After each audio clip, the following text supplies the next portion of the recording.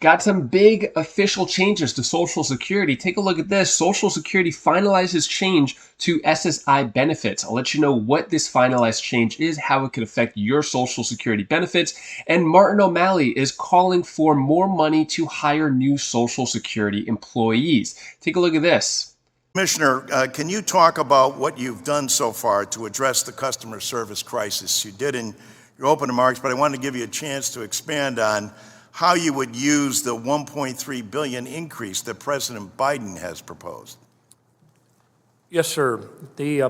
I'll play the full video clip of what Martin O'Malley says, what the reason is for hiring new Social Security employees, and take a look at this right here as Social Security benefits to change for people in one state under this new bill. A new bill has officially passed and is going to change Social Security completely for these recipients in this one state, and I'll give you some other important updates as well. Before I dive into the main content, if you appreciate these Social Security updates, hit the like button and subscribe to the channel for more Social Security updates. Let's get into it here. Got a lot to cover with Social Security, some big changes coming out. So Social Security finalizes change to SSI benefits. So the SSA is moving forward with a major change to the way it calculates monthly supplemental security income benefits for those with disabilities.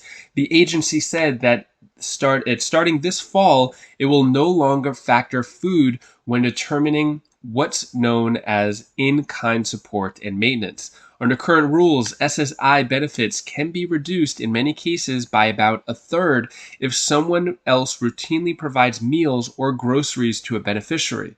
Now that's set to change. So coming from Martin O'Malley, Commissioner of the Social Security Administration, saying, a vital part of our mission is helping people access crucial benefits, excuse me, including SSI. Simplifying our policies is common sense solution to that reduces the burden on the public and agency staff and helps promote equity by removing barriers to accessing payments. So looks like if you're on SSI, looks like you won't be reduced by a third and you could still accept food, groceries from other people. So it's kind of crazy that that wasn't there to begin with, but O'Malley made that change to Social Security. He's only been in there for a couple months. So O'Malley now urges lawmakers to support hiring money for Social Security. So President Biden's fiscal 2025 budget proposal would boost the agency's funding by 9%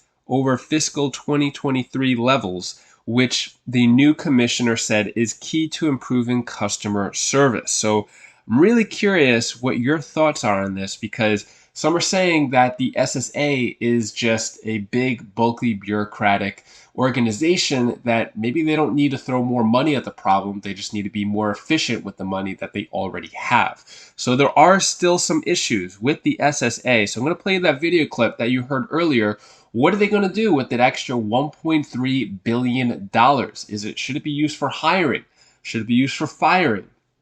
I'm going to let you decide on that. And stay tuned after this video as we'll go over this article, Social Security benefits to change for people in one state under new bill. So we'll go over that article right after this video right here.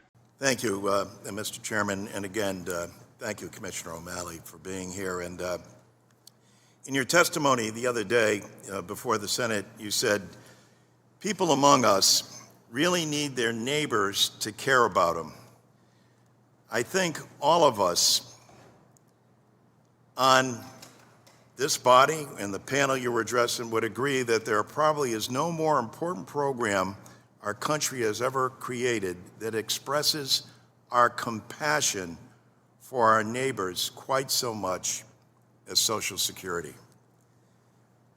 I believe that that's true of this committee and all the members on both sides that understand truly the impact of this unbelievable commission that, as you pointed out in your testimony, and I come from an insurance sector place in the United States, in Hartford, Connecticut, studied at the Aetna School where they singled out Social Security as part of the three legs of the economic stool and the only one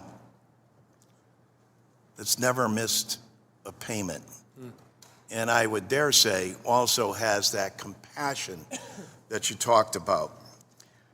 Commissioner, can you talk about what you've done so far to address the customer service crisis? You did in your opening remarks, but I wanted to give you a chance to expand on how you would use the $1.3 billion increase that President Biden has proposed.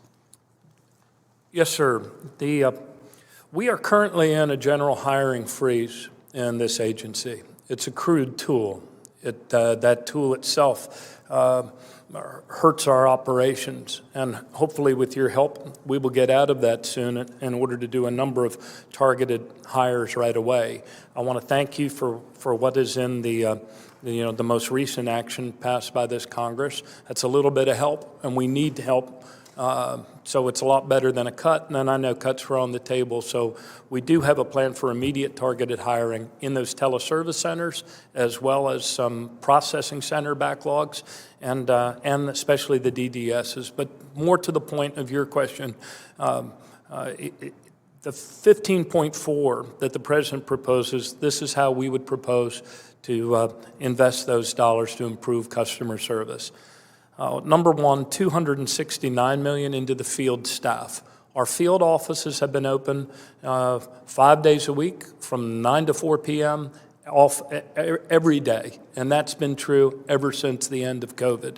But they are short-staffed, they are understaffed, and they are overwhelmed.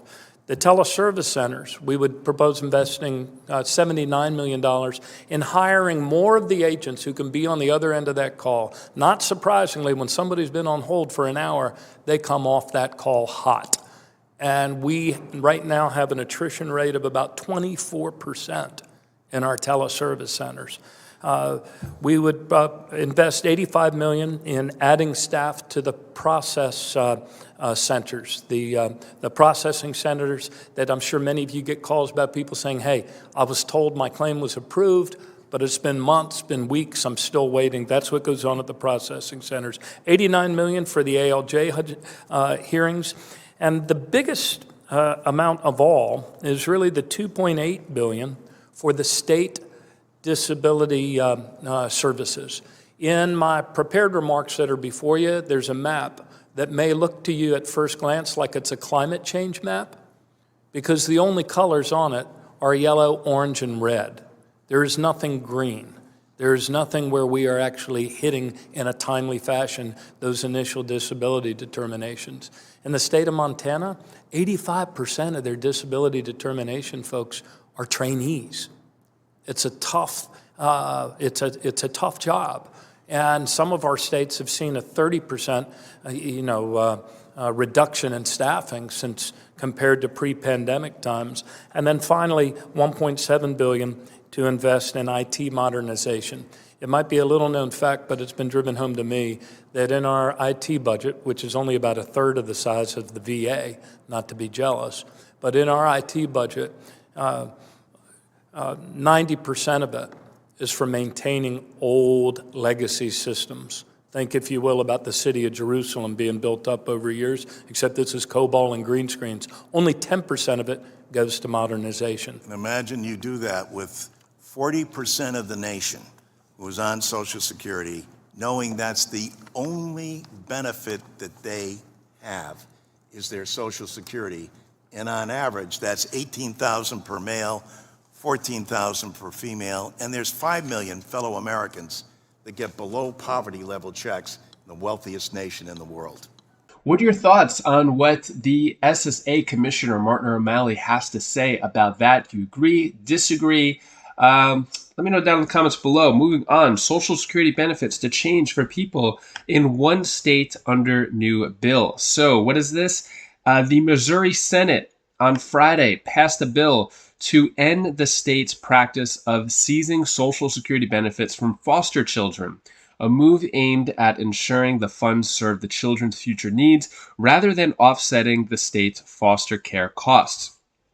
Another crazy change to Social Security that I feel like shouldn't have even happened to begin with. Kind of like how I spoke about earlier on in the video, how accepting food could reduce your SSI benefits by a third. How is that a change happening now? Same with this, that they just passed a bill saying that they're not going to take Social Security benefits from foster children. And it's crazy. But anyways, this is going on in Missouri, saying over the last 5 years, Missouri has withheld roughly $28.2 million from Social Security benefits, funds earmarked for children with disabilities or those orphaned, according to data cited by the Missouri Independent, to refund the state for expenses incurred by its agency. So this new change came out. It's only going to affect people in Missouri. So that's the new change there. And that is all the news that I have for you today to hopefully brighten your day a bit. Here's my daughter Bella's tip of the day. Hi, my name is Bill, and this is the tip of the day. Do you know what you should always know to do? Even though if you can't go travel or anything, you could always try to find something they could do in the area that you're at, or maybe you could probably go visit another state if you have a car or so, and you could go to different places, but it doesn't always have to be traveling to different countries and stuff. But oh my god, but whatever makes you happy, just do it. Bye.